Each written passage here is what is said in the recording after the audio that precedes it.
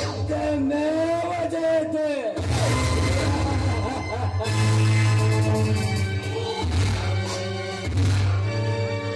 ಸತ್ಯಮೇವ ಜಯತೆ ಅಲ್ಲ,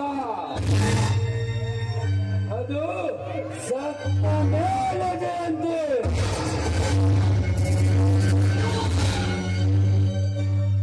ಸತ್ಯ ಸತ್ತು ಹೋಗಿದೆ ಈ ಜಗತ್ತಿನಲ್ಲಿ.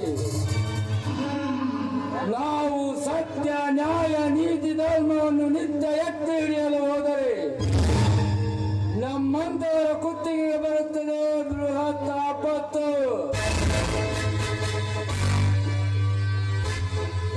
ಅದಕ್ಕೋಸ್ಕರ ಹಾದಿಯಲ್ಲಿ ಲಾಂಗ್ ಹಿಡಿದು ತಲೆ ಎತ್ತಿ ನಿಂತಿದ್ದೇನೆ. ಈ ಭೂಗದ ಲೋಕದಲ್ಲಿ ದೊರೆಯಾಗಿ